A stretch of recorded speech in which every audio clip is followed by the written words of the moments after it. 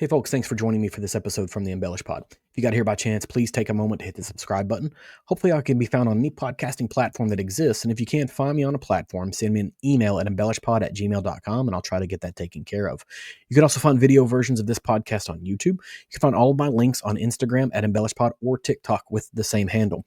I have a website. It is www.embellishpod.com. It's a place to pick up these links, episode details, and more. Today I'm going to have Joyce joining me from Jeptha Creed, and I've been interested to have this conversation for quite some time. They've got a really unique story and a really interesting product, and I hope you guys enjoy this.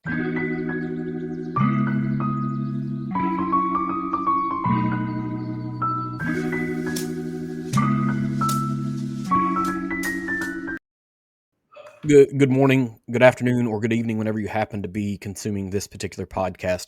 I have Joyce joining me from Jeptha Creed, and a little bit of a backstory. We kind of got pushed together as a result of Kentucky Bourbon things, and the first experience that I have with you, Joyce, and I didn't tell you this beforehand, I probably should have, was at the first Kentucky Bourbon Festival post-COVID. You had a session that was about cornbread and whiskey, and I was there for that. So I was a paid attendee as just an individual coming in, and me and my wife came to that and enjoyed it thoroughly. You know, it was a great experience for my wife, who is a casual whiskey consumer, and for myself, who is, you know, maybe a self-appointed whiskey nerd. So I know who you are, but not everybody necessarily will. So I'll give you an opportunity to introduce yourself and your brand, if you would. Well, thank you, John. I so appreciate you attending our session there. That was one of the first ones that I had done at the Bourbon Festival. So I thought it was a great event, even though I had a broken arm at the time. But it was really, really cool. So I am Joyce Nethery, and I am one of the founders of Jeptha Creed Distillery. We are a family distillery, and we are control freaks and like to control everything that we can possibly can about it. And we've done things kind of what I like to say, the longest, slowest, hardest way, because we actually grow the corn. You know, the family, my husband, he grows the corn for us, and it's an heirloom varietal. It's called Bloody Butcher, which I just have some right here. Mm-hmm. It is non-GMO. It is open pollinated, and it has been documented in use since at least 1845. So, you know, that's a long time. And open pollinated means that each kernel on this cob is a seed. We save the seeds over the winter, plant them back the following spring, and get the same exact corn again. So it's very sustainable, and it makes us seed savers. So it hits a lot of those, you know, sustainable, do it yourself, the old fashioned way. That's what we're about. So we started distilling our bourbons in 2016 when we opened the distillery. And like I said, we did it the longest, slowest, hardest way. So all of our bourbons, we've distilled ourselves. We did not source any bourbon. We've distilled it ourselves, aged it, you know, done it all, you know, by hand ourselves. So yeah, the longest, slowest, hardest way. That's what we're about. Yeah, and I completely understand that. And, you know, I think one of the interesting things about what you guys do at Jeptha Creed is the fact that you are, you know, farming your own heirloom corn. But for folks who don't necessarily, or they are either not a gardener or a farmer, they don't necessarily understand that heirloom also comes with, there's some hardiness that comes to heirloom, but it also usually has lower yield volumes. And it means that you're not going to have a ready source within a commodity marketplace to buy large volumes. And so if you want to scale up production, that begins in the previous growing season, so you can then output what you need to be able to subsequently make more, which doesn't make it does make it slow, right? And I've always had a phrase at work that I use is, you know, slow is smooth and smooth is fast, right? And so there are some things that kind of come along with it where you're not subject to suppliers and suppliers pricing because you are making your own thing. But I think it makes sense that you're after that kind of granular control, because your specific journey comes from chemical engineering into distilling, right? And right. Having maybe, I could be off base here, but having a more scientific mindset means you're going to want to control every variable that you possibly can throughout the process, so you get the outputs. You know what you're looking for, and you know the levers that you can potentially pull because you have that really, really granular control, but you're still dealing with a farm product, right? A commodity, so to speak. So when you're building a venture like this, right, and you're backboning off of a farm product, um, what were your biggest concerns initially, and have they transitioned since then, of saying, effectively, we're going to bet the farm on this idea that is a mixture of, magic, because growing things has a little bit of magic to it because you're susceptible to weather and soil and all these other things, and then science on the other end of it. Absolutely. Well, those are some excellent points that you made. And I just to kind of highlight the importance of growing those grains yourself and the investment that you're making at the distillery with the growing the grains yourself is like, this is our wheated bourbon, our 6-year aged wheated bourbon. If I can see that. And what the heirloom corn means is that this has actually taken us at least 7 years to produce, because it aged in the barrel for 6 years. So we can put that on our label here. But we also had to take a year to grow the crop.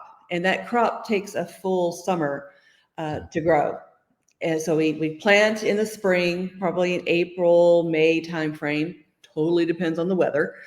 It grows through the summer, and then we harvest in October timeframe. So that's a full year, because the rest of the year is winter. So we are making a heavy duty investment in this. Some of the advantages of that means we get to grow something totally distinct, unique, and different, because this Bloody Butcher corn is red. And that gives it some unique flavor characteristics that you're not going to get with all the 99% of the other bourbons that are on the shelf, because they're all using the yellow corn, like you were saying, the commodity yellow, number 2 yellow dent. This is not a commodity. You cannot find this in any volume, at any of the grain businesses.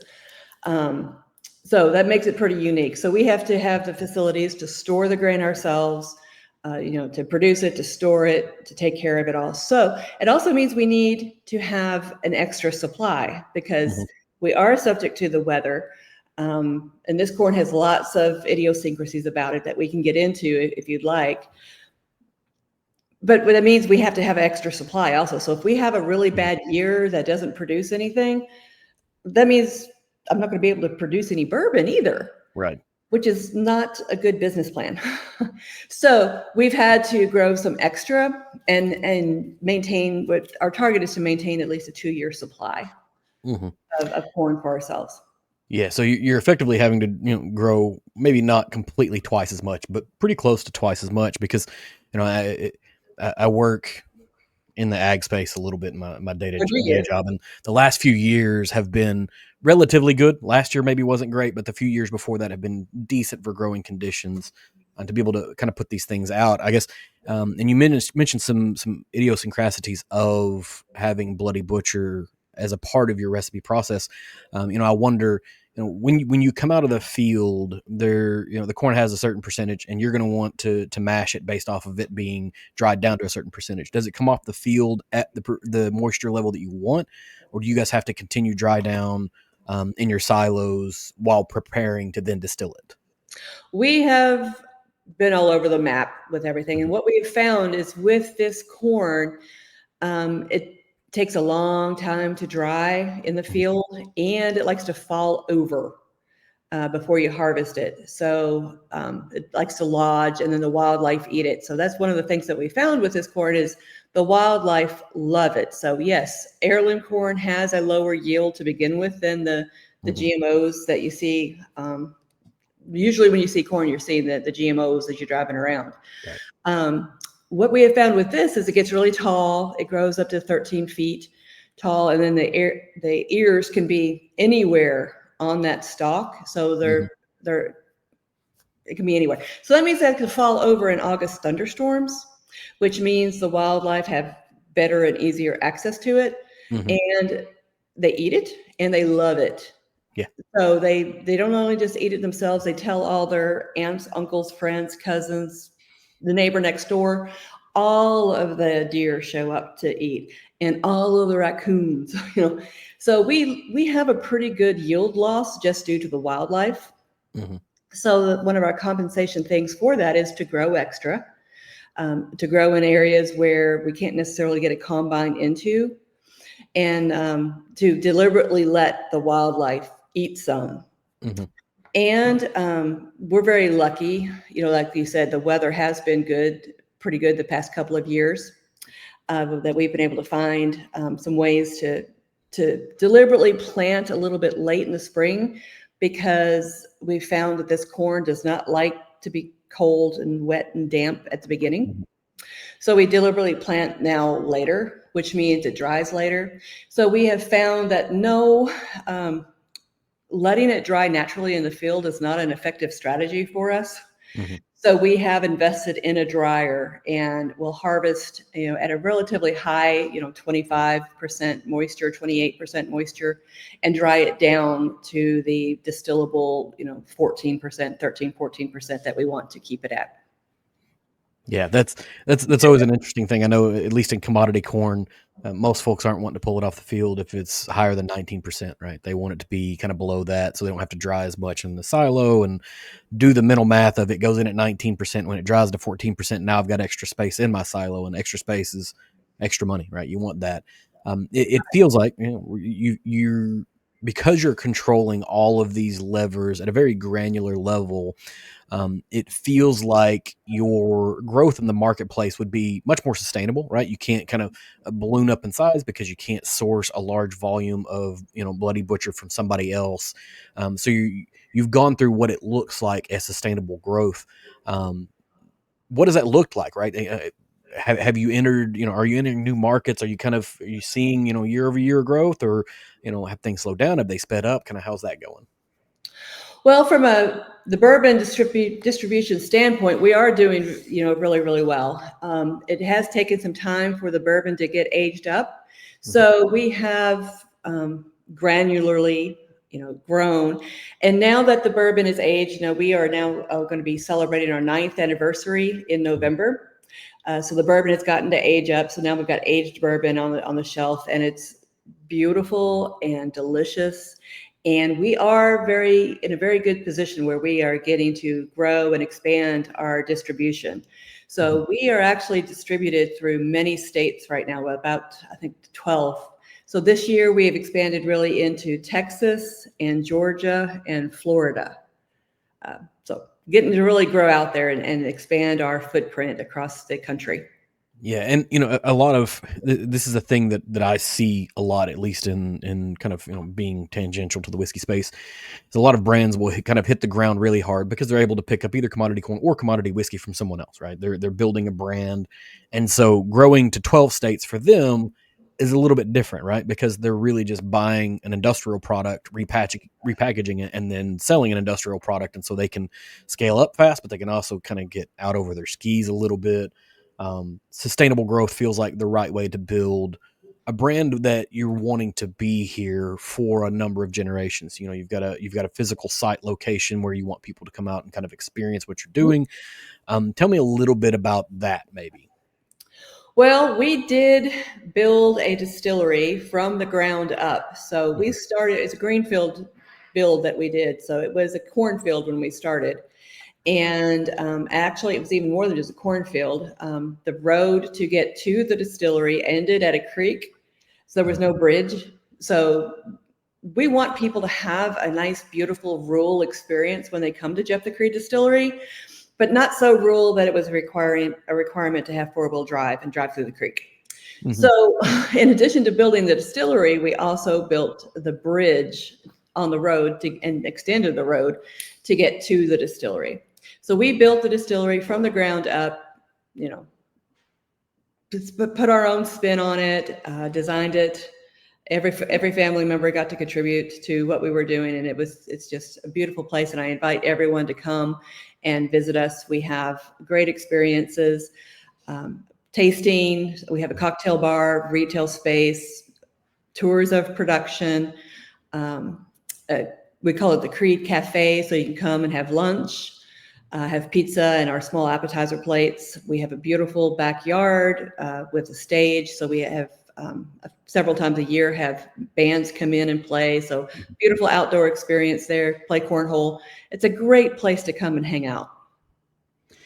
And you've talked about this, and I know this is kind of maybe jumping backwards just a little bit. We talked a good amount about using heirloom grain and specifically the Bloody Butcher, but I guess maybe I failed to ask the question, like, what made you decide, we're going to start a distillery and we want to start with an heirloom grain? Because you could have still done estate distilling with traditional corn strains or something that's more widely available, so you could supplement in years where harvest wasn't where you wanted it to be. What made heirloom the thing? The thing is flavor. Mm-hmm. We wanted a unique, all the other bourbons on the shelf taste beautiful. I'm not bad-mouthing any other bourbon. They're all beautiful. But we didn't want to be just another Me Too. We wanted something unique and distinct. And it kind of evolved out of my search for a good tasting tomato. Mm-hmm. Kind of the kind of tomato that my mother was growing as I was growing up, and it was so good. You just ate that tomato, pulled it off the vine and ate it right in the field, and it didn't even make it into the house because it tasted so good. I wanted that kind of tomato again, and you don't find it at the grocery store. So I started a garden, and I grew the hybrid varietals, the Better Boys, Big Boys, all of those, and those are good and neat and tidy and produce really pretty fruit, but the flavor still wasn't there. So the next year I did some heirloom varietals of tomatoes. So I tried the Mortgage Lifter, Cherokee Purple, the Indigo Apple, a lot of those, and that's where I found the flavor. I was like, oh, these are so good. Mm-hmm. I also found that the bugs liked them. So one of the side things here that we found is if the wildlife like it and the bugs like it, that means it's going to be good. Mm-hmm. But the wildlife and the bugs know, so follow them. So I grew those, found the flavor, and then branched out to other vegetables and found that the heirloom varietals of all of these vegetables make a difference in the flavor. And that's where we found Bloody Butcher. We found it from people who were growing it for their own cornbread use. So we thought, well, if it makes good cornbread, it's going to make good bourbon too. And we found out that, yes, absolutely, it does.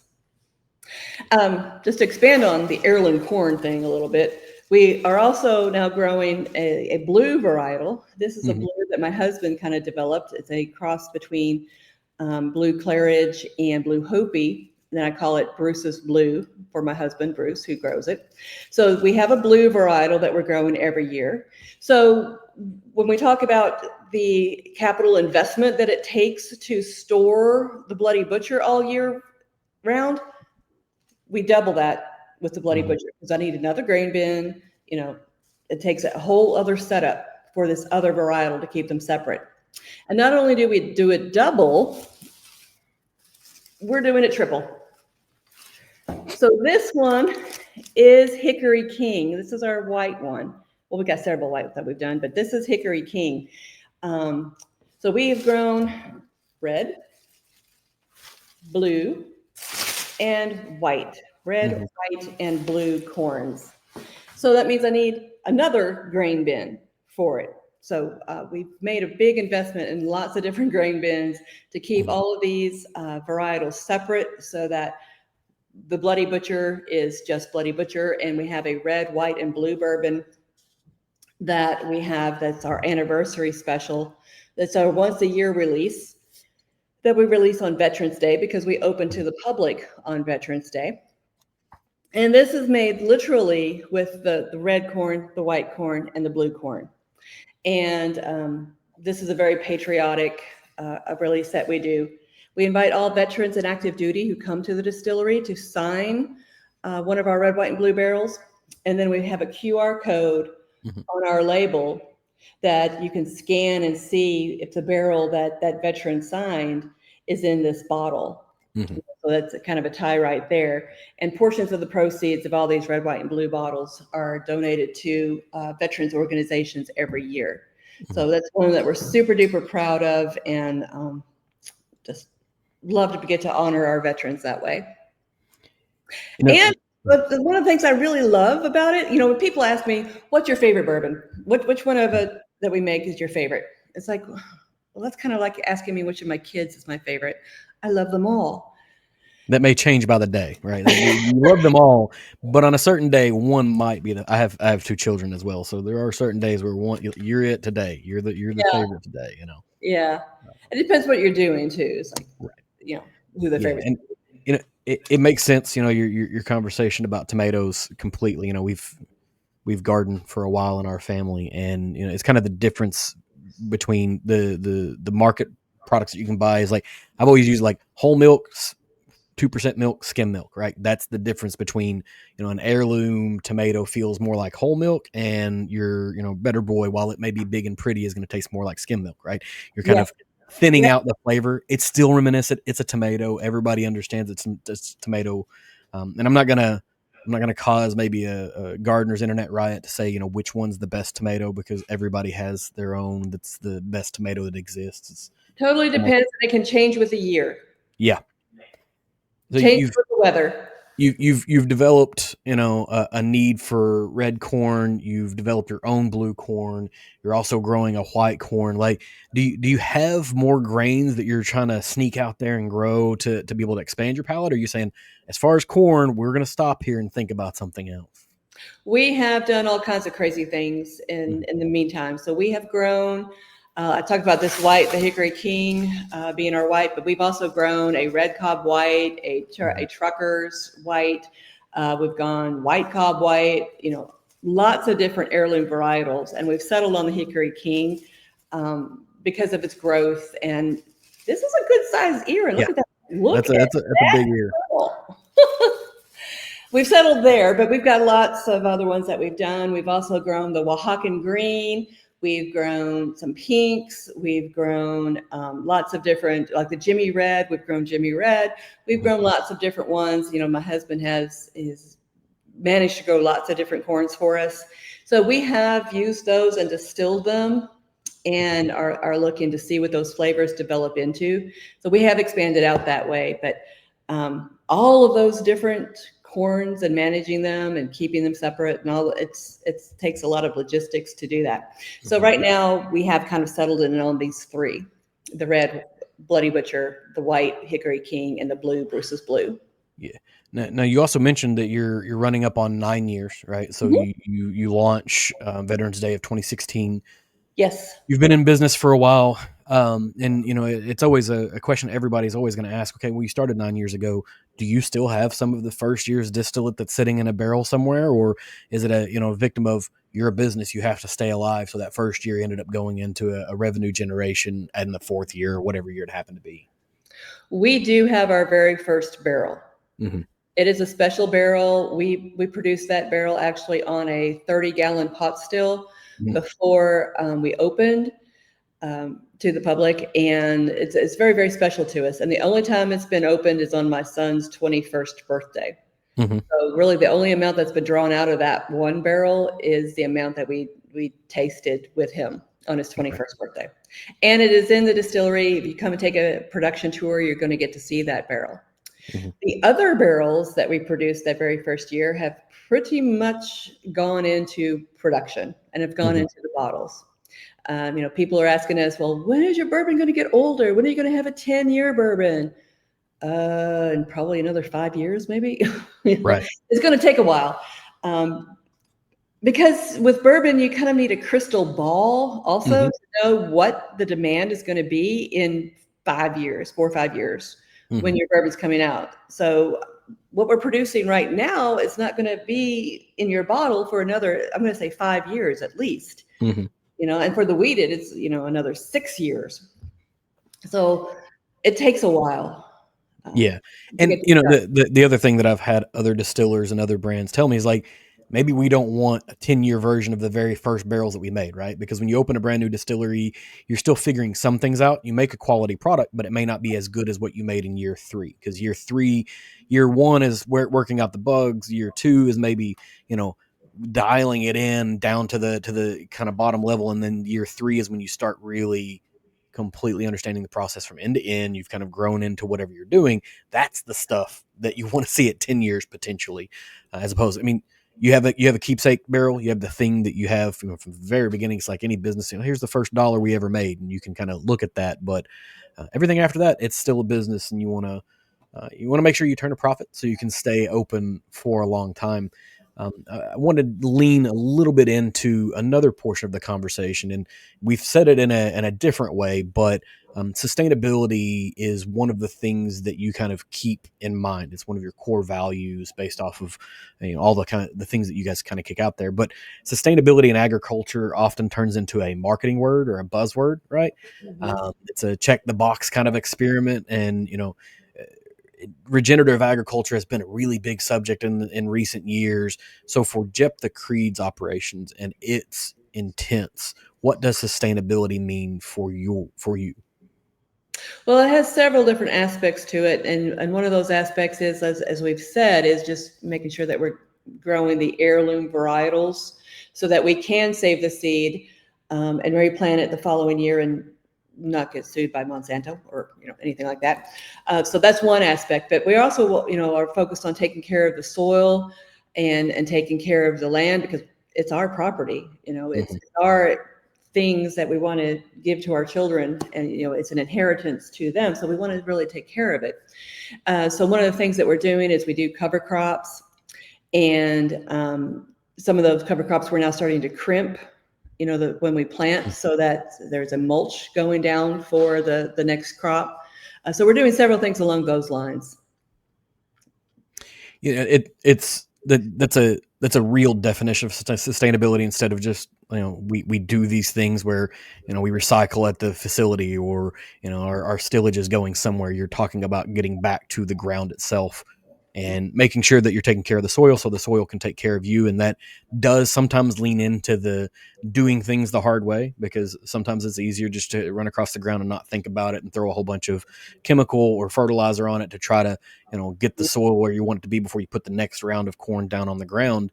And you guys self-proclaimed do things the hard way. You've been in this for 9 years. Has there been a moment where you've looked at it and thought, man, this is a lot harder than I expected it to be?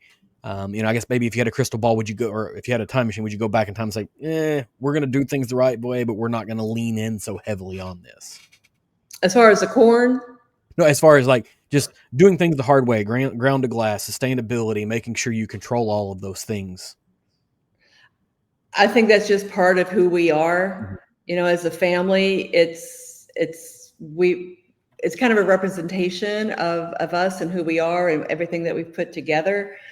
So are there days when we stop and look at it and go, what the heck did we do? Yeah, there's those days. But now it is a beautiful thing that is getting put together, and it's becoming multi-generation, so that, our daughter Autumn is now, preparing herself to be able to take over, and we can go off into retirement. So that sounds great, and actually being able to develop that multi-generational piece is beautiful, because in full disclosure, my son is also an owner of the distillery. So that piece of it is just beautiful, and just look at it all, and it's all coming together so beautifully. I am very, very proud of it all. And on all the good days, you look at it and go, yes, this is absolutely the right thing for us to be doing, for the family to go forward with. Yeah, and you touched on a thing there, and so whiskey and bourbon is an agricultural product, right? That at its very core is an agricultural product, and the idea of passing a business on from generation to generation really has its ties in agriculture and farming, right? And that has become far more difficult in the last 20 years than the 20 years prior to that. Less people are wanting to come back to the farm and work. Was there any intentionality or any thought of saying, we have a little bit of farmland, we have this operation, but is that a thing that our kids want to come back to? This is far more interesting, far more exciting, than farming. And farming is interesting and exciting, but it just has a different vibe to it than saying whiskey distillery. It's a different business, Yeah, for sure. It's a part of how the kids have grown up. It's my husband has been a dairy farmer. He's a multi-generation. His Mhm. family is multi-generational in the agricultural aspects of things. So he is our agricultural expert. And then we just can't imagine doing it, a Mhm. different way. We are so tied to the soil, that the land that we're growing the corn on is ours, so taking care of it is very important to us. It's just a piece of who we are, so we can't imagine doing it a different way. That makes sense. It reads and it comes across in the bottlings and the whiskey that's in the bottle, and the way you prepare the materials for marketing, that this is a very um, personal experience, a personal brand, and you're working with family day in and day out. Yes, Um, that can be, we can go back to the, who's going to be the favorite child on any given day thought everything shows process. pros and cons. Right. So how do you how have you been able to generate systems, or have you been able to generate systems that helps you maintain those professional boundaries and effectiveness while also operating with your family? Because some of us have the benefit, you work your day job, you clock out, you go home, and you can be with your family. Now you're going home and you're sitting next to the CFO, the CIO, the CEO of your company while you're eating dinner, right? Or Thanksgiving or whatever. Right.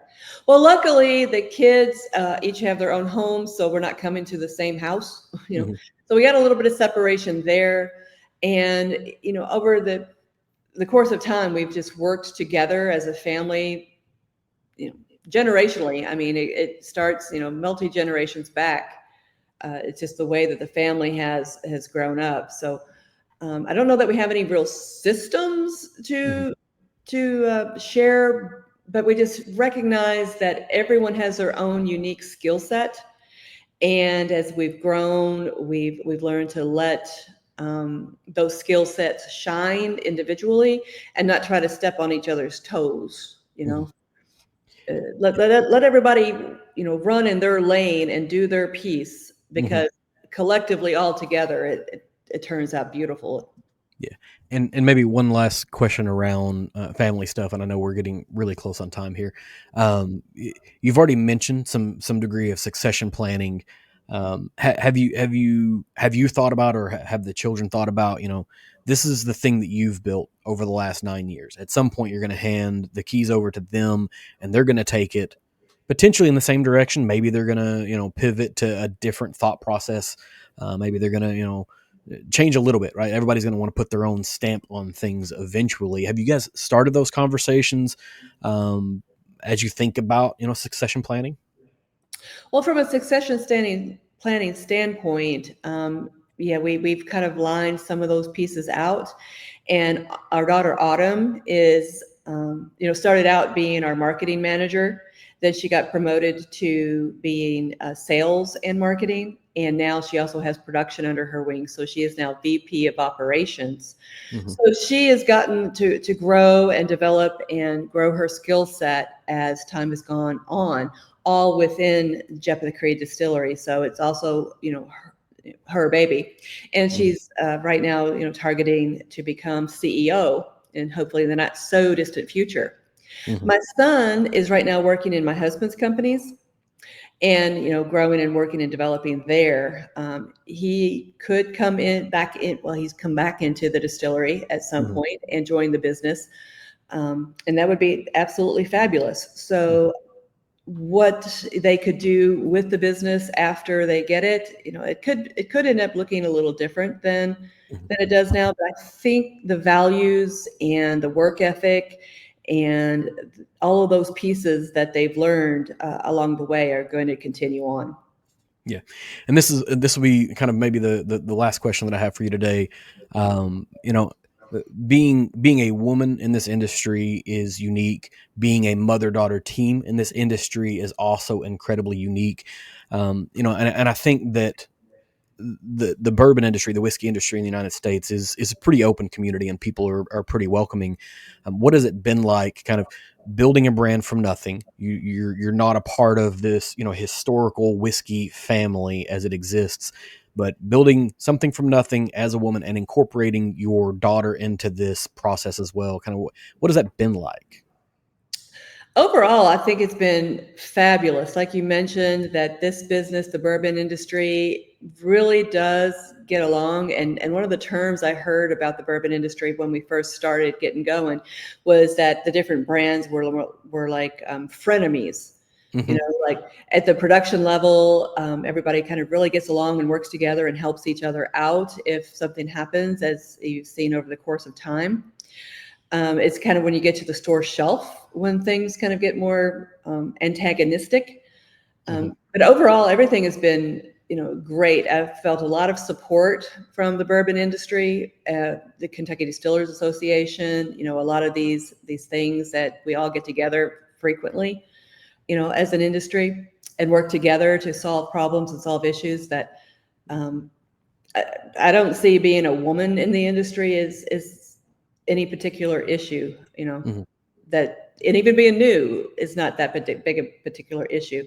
I think the industry looks at us and see that we are truly taking care of the bourbon brands, the bourbon product, and that we are putting our stamp on it in a very authentic way, and they support that.